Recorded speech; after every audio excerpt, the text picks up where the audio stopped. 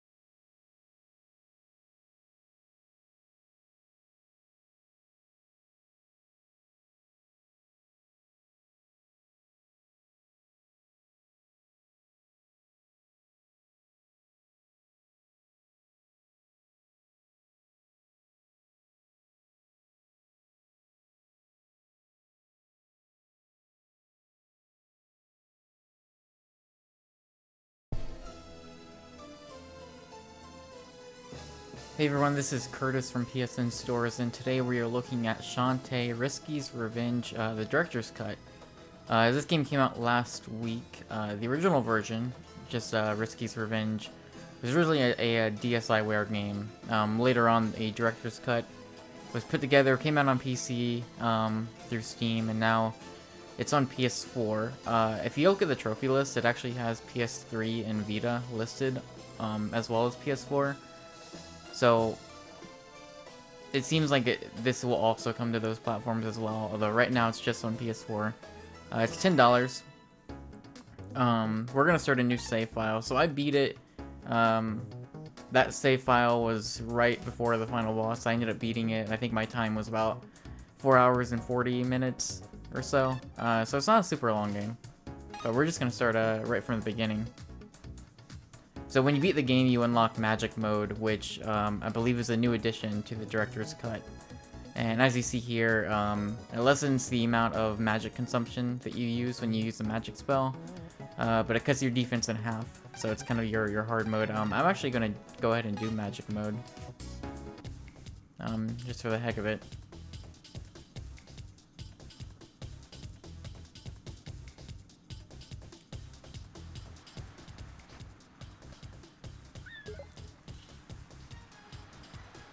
So I'm just going to go ahead and kind of skip through a lot of this dialogue here. So you play as Shantae. Shantae is a half genie. And so that essentially means she's got some special powers, some of which we're not gonna see here in this video. She has transformation powers that you get throughout the game. 3 specific transformations in this game. She can transform into a monkey, which allows her to climb on walls and kind of jump higher and reach places that you probably couldn't get to in your original form. She can also transform into an elephant, and you can use that form to kind of break through barriers, things like that. And then she has another form that you'll get kind of late in the game. that allows you into areas that you... again, a lot of these forms, you know, will get you into areas that you couldn't get to previously. Then she uses her hair as like a whip, and so that is kind of your main attack.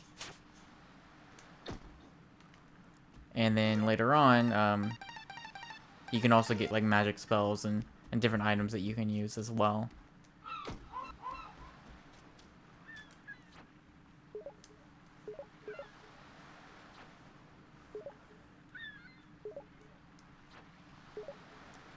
So Shantae is the she's essentially the protector of this village right now. As a half genie, because she has these like special powers, she's kind of put in charge of protecting this town. So at the beginning of the game, as you'll see coming up, Risky, who seems to be kind of like her rival. Risky's a pirate, up to no good, and so right at the opening of this game, she's going to come along and steal a magic lamp. One that we're not too sure what its power is. It seems like it is bad news that it has gotten into the wrong hands, but kind of part of the game is you know, going around collecting these items that you need to get the magic lamp back, and also like trying to figure out what exactly it is that it does and why it's so bad that Risky has it.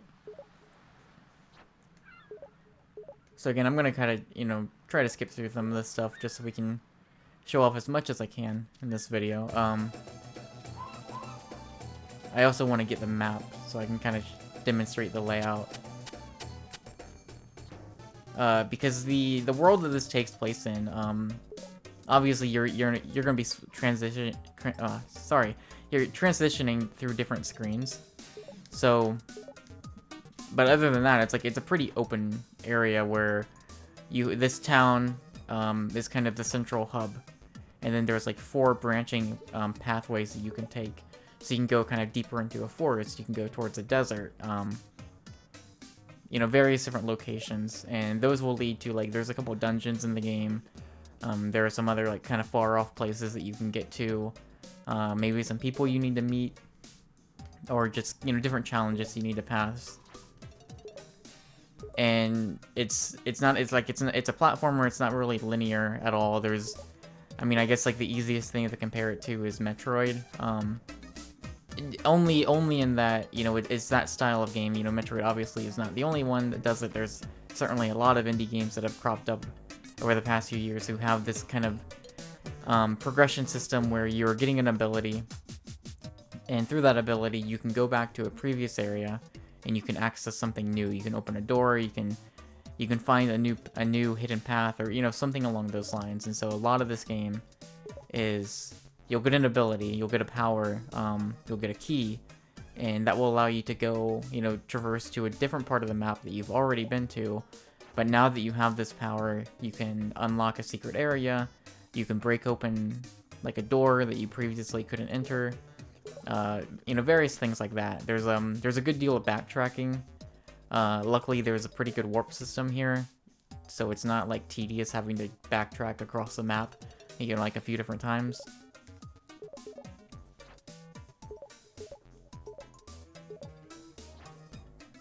And there's, you know, along the ways there's like a ton of different collectibles. You know, there's a lot of different hidden items that you can go out of your way to find. You don't need to, but it does kind of play into different, not really different endings, but when you do beat the game, you're given like a nice little like splash screen with some like pretty cool artwork.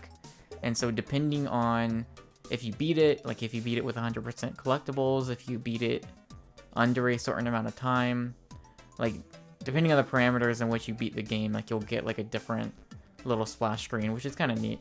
The ending itself isn't different at all, but it's kind of cool that they have something like that. So here's your magic lamp.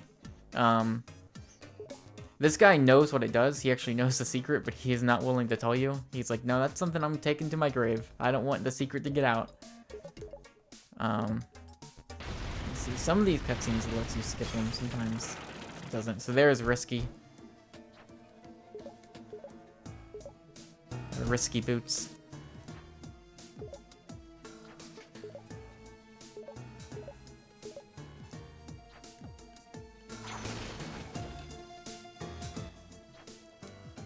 So yeah, essentially the goal of this game is there are 3 like magical items that you need to go out and collect in an effort to stop Risky Boots from kind of activating whatever this power is that the magic lamp contains. And so now we are at our first boss fight. So this is my first Shantae game. Shantae has always been something I've been really curious about and like wanting to check out. And I like it a lot. There are certain expectations I had that I don't want to say they weren't met, but like there were expectations I had that like didn't really. They were a little different from what this game actually is. Like I kind of anticipated there being like a ton of boss fights and like all the like a bunch of different dungeons, and in reality, like this is actually a pretty small game, and there's nothing necessarily wrong with that. I think it's a really fun game. It's just pretty short. Certainly built for speedrunning. But there's only like really a handful. There's not a whole lot of boss fights, and there's only like, really like 2 dungeons. And then like some of the other areas are just kind of like very short little sections. But that said, like the dungeons in this game are really well done. We're not gonna get to them.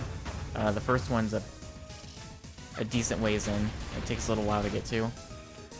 But the dungeons are like they're not linear at all, in the way that you might expect, and there's some pretty cool like puzzle mechanics going on. The last one in particular, like I'll be vague, but like the last one has this really cool mechanic where depending on the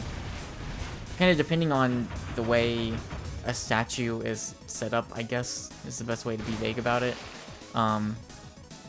will depend on like where you go when you go through a doorway.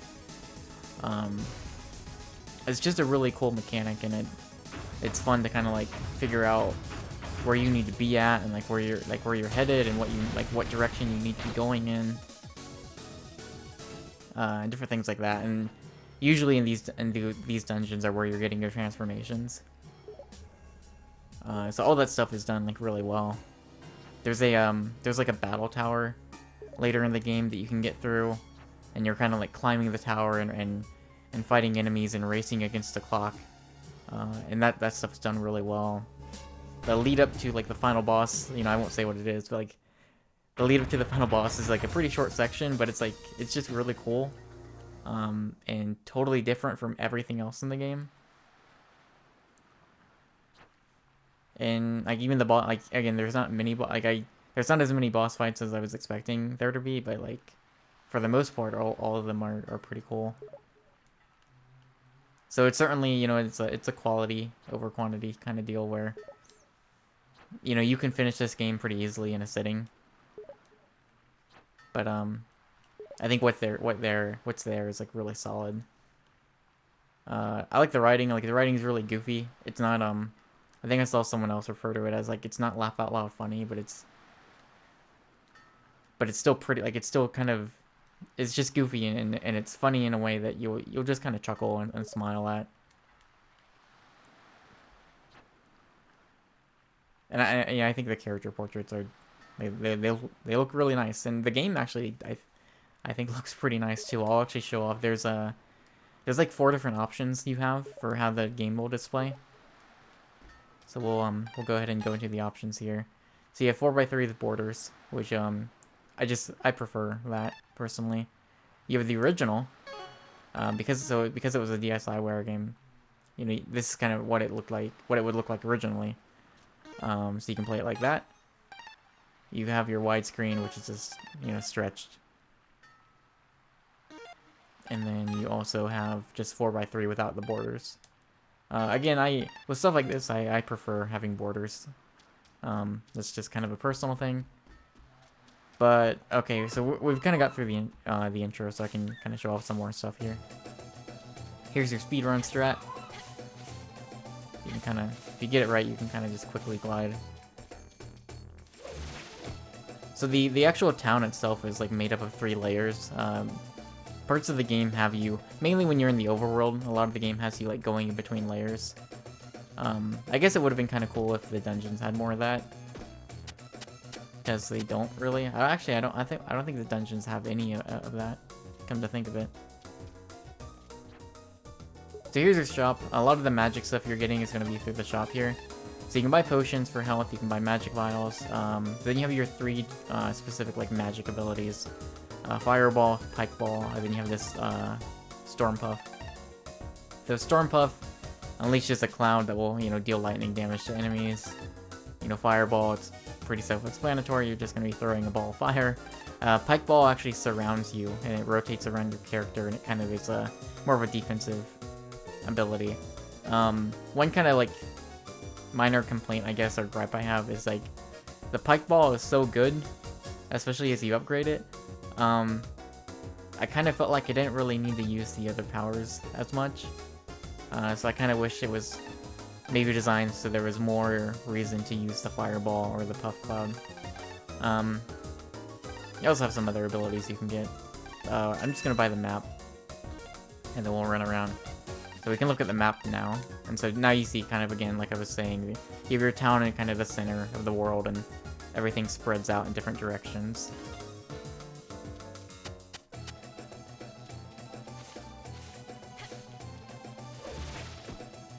It's probably recommended that you actually talk to all these characters.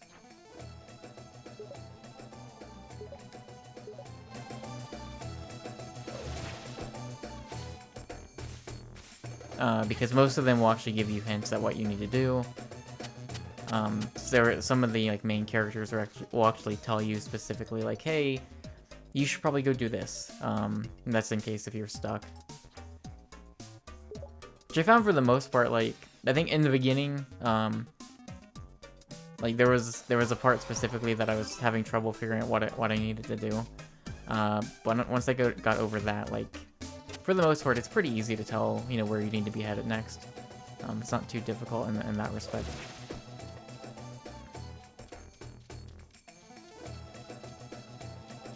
And yeah, like overall, I mean, difficulty-wise, I'd be curious to see how this mode is. I might actually play through again.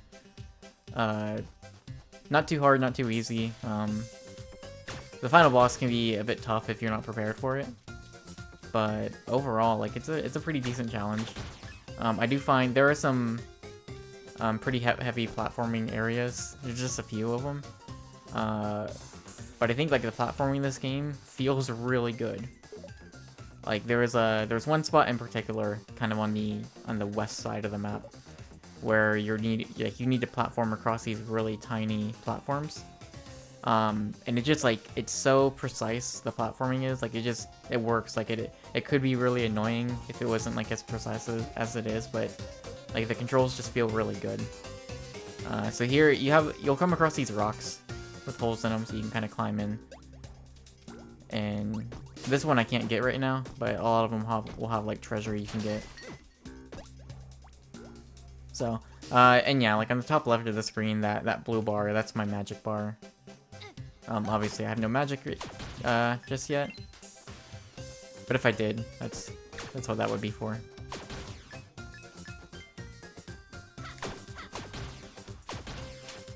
But yeah, I really like the music. I've always been a fan of especially the music in the town.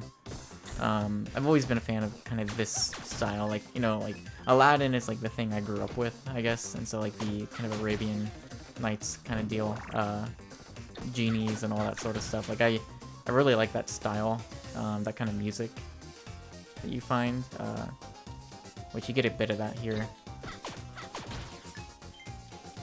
But and that stuff is like, yeah, the music's great in this game, and like I also, yeah, again, like even though this is kind of blown up on a TV right now, I still think it looks really good. You know, and I'm actually like, I'm hoping, I know that Half Genie Hero is planned, like that's kind of the new Shantae game. That's definitely planned to come to PlayStation.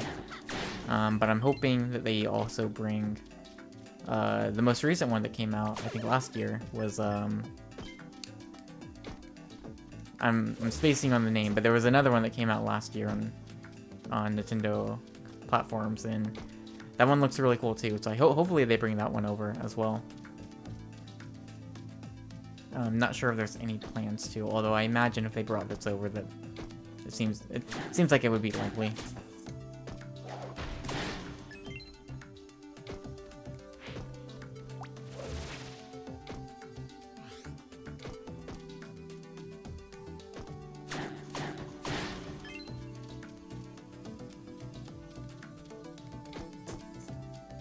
Actually, I skipped over the place I needed to go. I'll go ahead and activate this warp point. So yeah, I mentioned before there's a decent amount of backtracking. I'm not sure if the original version has it or if this was new to Director's Cut, but the warp points help out quite a bit. They're pretty evenly spaced across the map in some of the other areas you go to. And yeah, like a lot of the times it's like, hey, you need to go back here, and that place that you need to go back to ends up being, you know, pretty close to a warp point. And so that helps quite a bit.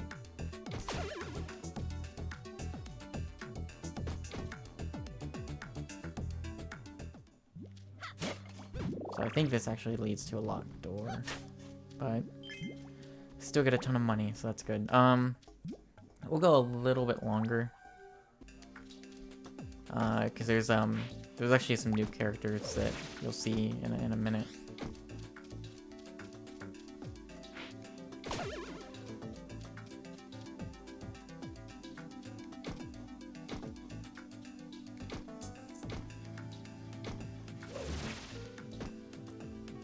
This is actually the thing that I was stuck on. I didn't realize that going back into here, I could skip over that jump there. Now we can meet up with our friend.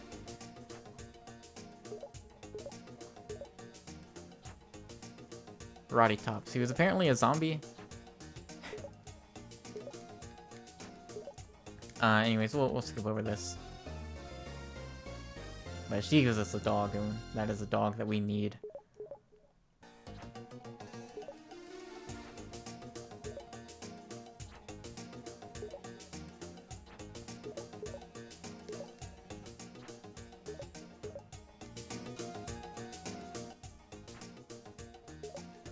Oh, but this is the type of thing, I mean, if you can see it, she's essentially pulled down a spider web in the shape of like a computer, and she is searching the web to find information. So like it's that kind of humor that you find quite a bit throughout the game, and like I think it's just really funny. Like it's this type of stuff that I really enjoy, and it just kind of adds to like the entirety of the game.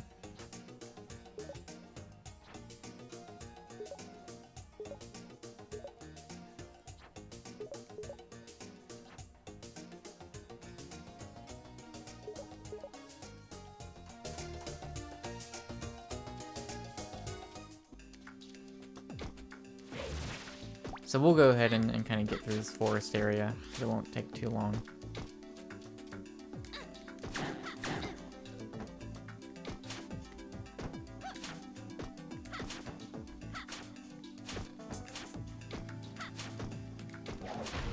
I'm always really... God. There we go. Okay. I'm always, just kind of really bad at, like, judging. Because I always expect her hair not to go as far as it does. And actually, it can hit pretty far. And I always end up missing a ton.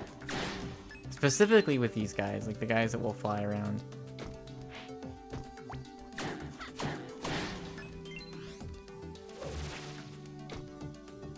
So yeah, you know, you also will have these like rock golems who will just stand there and block your path, and you won't be able to get past them until a little bit later on when you have a new power.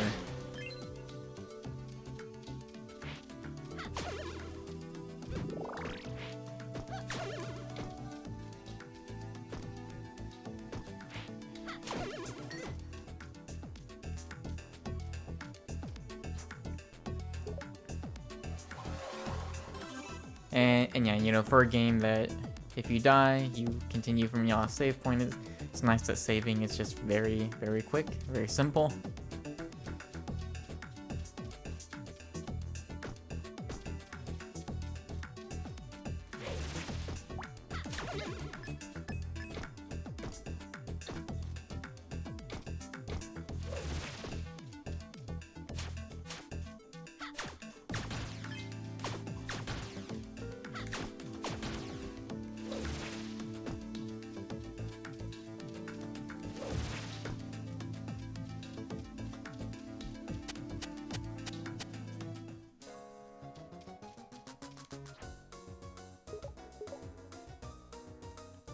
So again, we'll skip over some of this.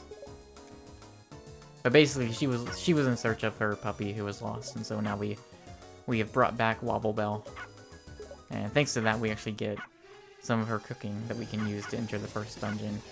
But we're gonna stop there. That is again Shantae's Risky Revenge Director's Cut. So it's out now on PS4. It's $10. Again, it's pretty short, but it's certainly a game that's kind of intended to be played over and over again. It's if you like kind of speed running through stuff, you'll find there's definitely a reason to do so, and it's kind of built for that. But also, if you want to go through and collect 100%, like it's like I didn't do that in my first playthrough, but if you want to, it'll take you a little bit longer to do. It's just a fun game. Like it's really fun. Like the controls feel good. I think it looks nice, and it sounds like the music is good. And it's certainly, you know, again, like as someone who has wanted to play Shantae for a while and kind of check out what these games are even about, it's certainly a good entry point, I think.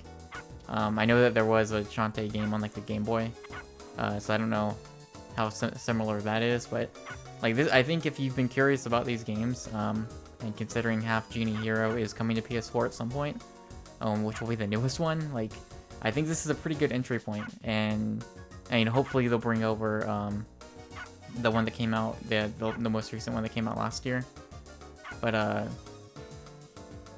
that's Pirate's Curse. Shantae Pirate's Curse is the one that came out last year, so hopefully they'll bring that one over too, because I definitely am curious to play that as well.